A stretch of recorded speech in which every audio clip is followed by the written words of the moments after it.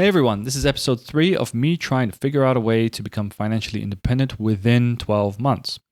And as I mentioned in the last video, I want to cash in somehow on this whole AI gold rush, okay? Because our lives are going to change radically. And if we don't get with the times and update our skill sets, depending on what field we're in, we're pretty much at risk of getting left behind. And so many jobs are getting made redundant. Some career paths are more at risk than others, right? As I mentioned. And no need to get into the details, but if you haven't been living under a rock, you probably know what I'm talking about here, right? With the software engineers, or the stuff you see on LinkedIn, on Instagram. I'm trying to build an agency that leverages both my skills as well as AI, right? I've been more strategic these days after kind of failing at my photography business, failing at crypto trading. I'm trying to find winning combination that leverages my skills where I could have an unfair advantage. But it's pretty hard to find what's that winning intersection that would get me paid, that I would enjoy, and that the market actually wants. I've got about 7 years of experience in software sales, closing big contracts, learning how tech companies grow, and I've got experience in big and small companies. So I kind of know, like, for example, how a company should set up their systems for their sales team that is growing pretty fast. Right? Initially, I tried going to companies and offering to build some sort of systems for them to make their sales teams more efficient, right? Save time, save money. I would go in there and say, great, let's see what the problems are. And like a doctor, try and diagnose the issue and then come in with the fix. That's how I thought about it in my head, at least. And I remember talking to a potential client, right? After coming up with a business plan, reaching out to people in my network, reaching out to people who don't even know me, and just doing the hustle.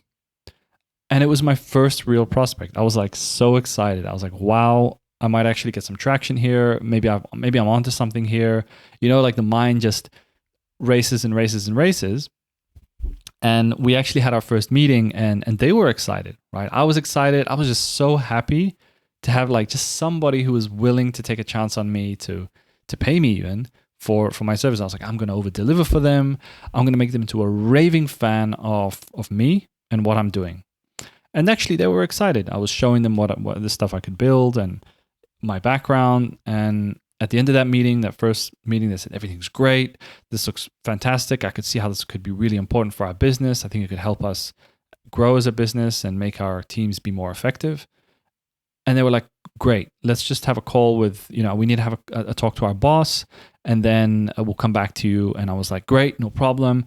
Let's have a meeting next week. And 1 week later, they come back to me and they said, sorry, we are not going to do this because we just got a $20 Claude subscription. So we'll do this ourselves. Thank you. Goodbye. It was shitty to hear, but I've always kept the big picture in mind, which is that you either win or you learn how to win, as cheesy and corny as that sounds. And it taught me a lesson, which is that I was competing against AI tools that were getting better every month. And they were kind of eliminating the need for paid specialists entirely. And as I was going through things like Substack and Reddit, I was seeing other people experiencing something a little bit similar. And I realized and made the decision that I'm not going to race against AI because it's commoditizing pretty fast. And I did some reviewing. When you hit a roadblock, it's important to take a step back and reflect and see how you need to adjust what you're doing. And I saw that I was going for companies that were a bit too big and had the people internally to do that shit themselves. But what I also learned was that I was just selling systems and automations, or as they say in the consulting world, like button pushing, right? And if I'm button pushing, then I feel like that's not the kind of value that I want to be offering. I want to offer some value where their mind is blown, where they're thinking to themselves, damn, he's going to do all this for me. And I just felt like button pushing wasn't really going to do that. And setting up different systems and automations. And I thought I needed to sell my judgment. I have plenty of experience, and the real value isn't the technical skills, but actually stuff that AI cannot replicate. So now I'm trying to do something similar, but maybe with smaller startups and actually focus on delivering things AI is not going to be able to do at all, or will never be able to do, which is partially what I'm brainstorming right now. And the core lesson from all of this that I got is that this is where the future is heading. don't try to outcompete on AI. Maybe you can, but it won't last forever. You might come up with some really cool innovation or some way of doing something, but that has a ticking time bomb on it. Maybe 12, 18, 24 months later, the new models, Opus 7.1 or whatever the hell it's going to be called at that point, is going to be able to do that. So if you're on that competing AI type of train, your business idea has an expiration date. And I don't think you can build freedom off of that. And it's just a race to the bottom, and it's only a matter of time. The most important thing is just to never give up and to continue trying different things. And pivoting isn't giving up, but not pivoting and not doing the thing you originally were supposed to be doing, that's giving up.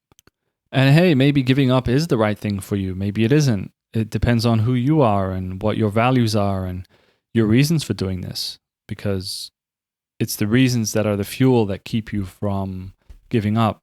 Maybe you have a family to look after. Maybe you just are an ambitious person. But I find that if you have strong enough reasons and really strong leverage, then you'll make it happen, right? Anyways, see you in episode 4.